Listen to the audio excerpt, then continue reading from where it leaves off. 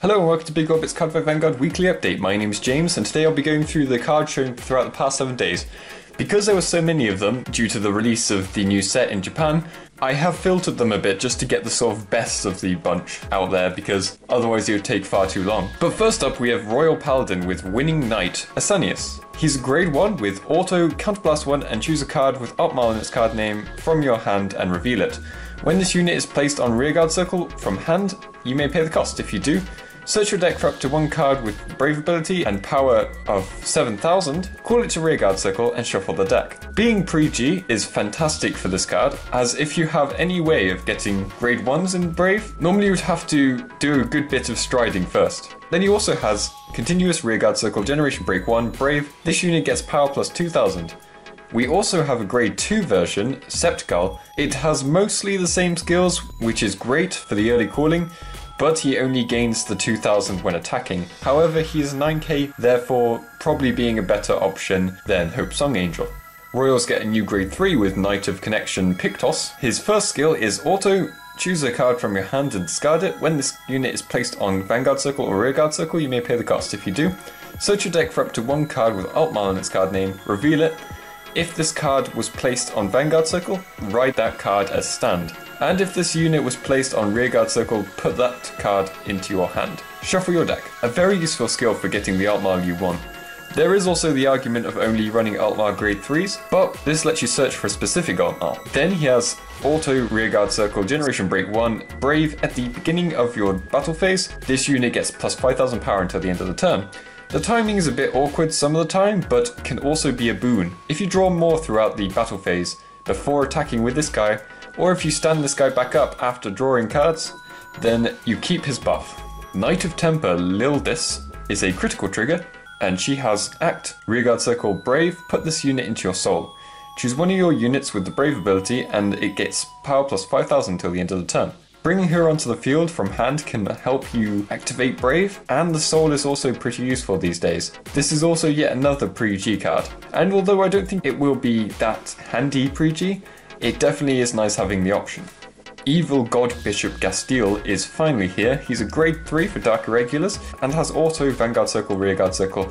At the beginning of your ride phase, if the number of cards in your soul is 8 or more, choose one of your grade 3 rearguards with the Darkness ability and you may return it to your hand. Then he also has continuous Generation Break 2, Darkness. When this unit is placed on Rearguard Circle, choose up to 2 grade 2 cards from your soul, put them into your drop zone, and this unit has all abilities they have until the end of the turn. This is a very interesting ability. He's taking on much more of a supportive role than people first thought, but he can gain lots of power-up effects and guard restricting effects. You can also bounce him to hand with his first skill, as he is a darkness unit. Pulsar Proceeds Sheep is a grade 3 Zodiac Time Beast. Its skill is Act, Rearguard Circle, counterblast 1 and bind this card face up. Draw a card, choose a card from your drop zone and bind it face up. This is great for speeding up Demiurge and helps with the problem of randomness Demiurge had before. Regalia of Frost Jotun is a Genesis Perfect guard that protects Regalia units and has auto Generation Break 1. Bind this card face up. When this card is put from your soul into the drop zone during your turn, if you have a Vanguard with Regalia in its card name, you may pay the cost. If you do, choose a Regalia of Frost Jotun from your drop zone and put it into your hand. With the amount of soul blasting and milling you'll be doing, this should be very easy to achieve. Tinkling Angel is a forerunner for Revelation and has auto Rearguard Circle once per turn. When this unit becomes rest due to your Revelation ability, if you have a Vanguard with the Revelation ability, stand this unit. This means you get a free Revelation every turn, as the first rest is nullified, making this card amazing to keep on the field to support your other cards. Nubatama gets Thunder Summoning Top Rank Ninja Suzu, a grade 3 with auto Rearguard Circle, Generation Break 1. When a dominated unit's attack hits during your turn, this unit gets power plus 10,000 until the end of the turn. With the amount of attacks something like Mugen Lord can get, there is a good chance of getting a handful of attacks hitting. So you should see this card getting a boost of somewhere between 10 and 30,000 power. And they also have Stealth Dragon of Farsight, Ayagiri, a grade 1 with auto Rearguard Circle, Generation Break 1. When your other dominated unit attacks during your turn, this unit gets power plus 5,000 until the end of the turn.